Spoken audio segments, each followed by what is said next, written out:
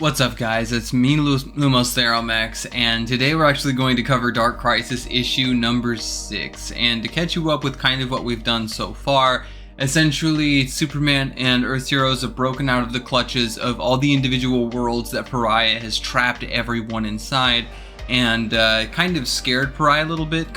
Superman did in this new anti-crisis form that he has, and as a result, kind of scared Pariah away from the battle, but he scared him to Earth, where Deathstroke, who is essentially his emissary, has been like thrashing all the heroes, and we're kind of picking up at that point in time, and it looks like Dark Crisis on Infinite Earths issue number 6 is literally going to be everybody versus the forces of darkness, aka Pariah's forces, which includes like Necron, Empty Hand, Darkseid, and pretty much all the biggest bads from DC. So I'm pretty excited to get into it.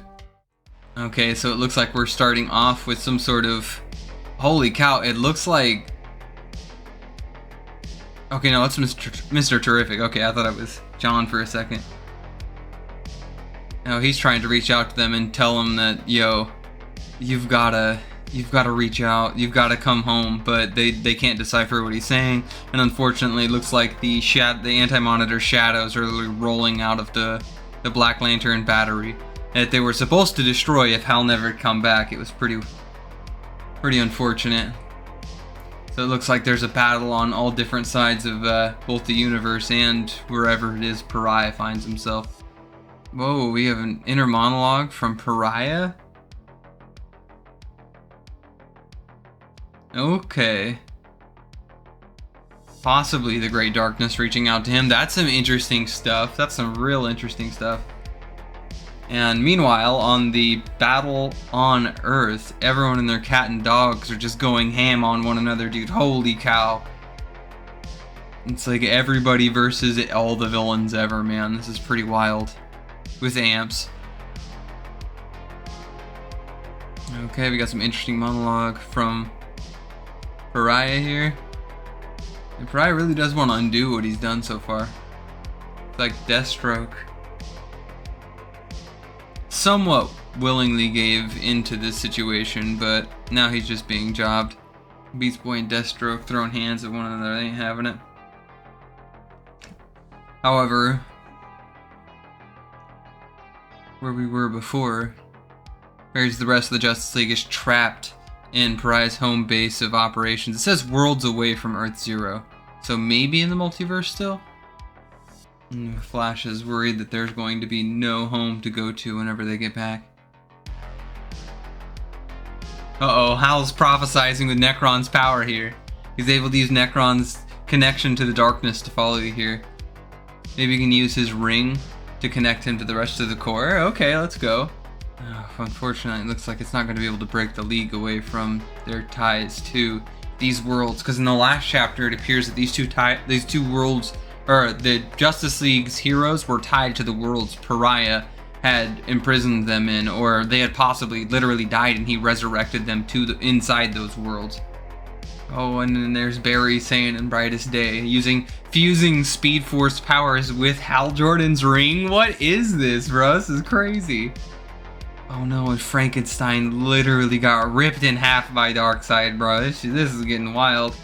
Oh, Mr. Terrific's trying to talk him into it. Okay, man, this battle is whack, dude. Everyone's just wiling. Ooh, some reinforcements show up for the good guys, but unfortunately, Pariah just goes to deleting people even more, and we get one more shot of the multiverse just being infected by Great Darkness even more. And Pariah definitely says he's even hearing the Great Darkness. He feels that he's interacting with him for sure. And that's one of the big mysteries we've had so far, is like, is Pariah crazy? Is Pariah infecting the Great Darkness? Or is the Great Darkness using him in a way we've never seen before, because Swamp Thing thinks otherwise? And he believes Mr. Terrific believes making more worlds out of this dark energy that he's utilizing, this anti-crisis energy, could just blow up everything and have it overrun by the Great Darkness. Yeah, and Superboy is literally making that same argument. Oh man, and it looks like John Kent rolls into pretty much the entire Dark Army himself, man. Doomsday, we got Eclipso, Darkseid, Necron, Man, we got the whole crew rolling up, and he's attempting to throw hands with all of them, man.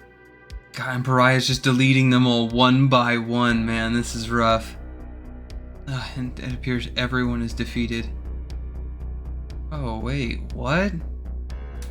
They use his antimatter cannon to form a box around Pariah, and he deletes himself? What the hell? Oh man, John Kent almost died to Doomsday, man, but Superman shows up and stops this shit. Oh wait, no, it's not. Oh, it is Superman? What the heck? He's back in his base form somehow? Oh, and the whole GLC rolls up. Oh no, man. All the heroes, Justice League included, rolls up with the GLC. It seems that they did manage to connect themselves to the Green Lantern Corps, utilizing Flash and Green Lantern's ring. Oh, it appears Oliver didn't make it. And the multiverse, even though Pariah is defeated, is just like, it's destroyed entirely. Like, it's all sorts of messed up. And that's a good question to be posed. If he's defeated, then how is everyone still being controlled? It appears that Deathstroke is the one feeding everything. His hatred, his anger is everything that's left, as he holds two separate characters. Oh man, that can't be right. It can't be. Deathstroke can't be the big villain at the end of this franchise. Like, that can't be right. So I don't know. This chapter was pretty interesting. We had a lot of things going on, a lot of big cliffhangers as to whether characters were going to live and die. The whole Justice League managing to show back up at what seems to be the sacrifice of Green Arrow is pretty tragic, I'm not gonna lie.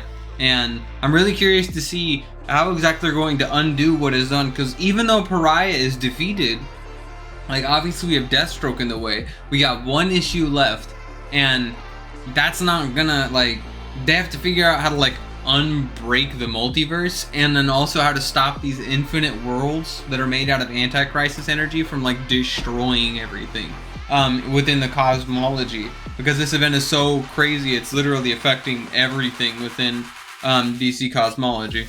Yeah, I don't know, that's some really interesting stuff here, and I'm definitely going to be discussing the next one when it comes out. And as usual, the artwork is just like absolutely on point, man. Like, this is pretty wild. Like, it's really good. It kind of sucks to see Pariah go. I was really hoping he would stick along and he was like the actually big boy villain. Some really interesting reveals that apparently wherever they're at, Hal and Flash can work together to summon themselves from there. Maybe at the cost of Superman's new form too. Maybe that was like the energy source they utilized. And the Speed Force in his ring is like an antenna to bring him back to there. But yeah, we see them all in their base forms whenever they return, which I'm curious to see exactly like what exactly that means, or whether they are tied to some of those worlds so they can't actually destroy them. Like, either way. Well, really interested to see how this stuff's going to conclude. It's been pretty interesting to say the least. And gosh, dude, that splash of Superman stopping Doomsday's punch was pretty wild to think about, man. It was just pretty wild to look at. Pretty top tier, not gonna lie. But with that being said, why don't you guys tell me what you think is going to happen in the final chapter of Dark Crisis, that being Crisis number 7, and tell me what you guys rate this specific comic on a scale of 1 to 10. Personally, I'm thinking this one's like 7-ish, 7.5-ish. I think some of the prior chapters have been much better, in my opinion. But until next time, Lanterns, later.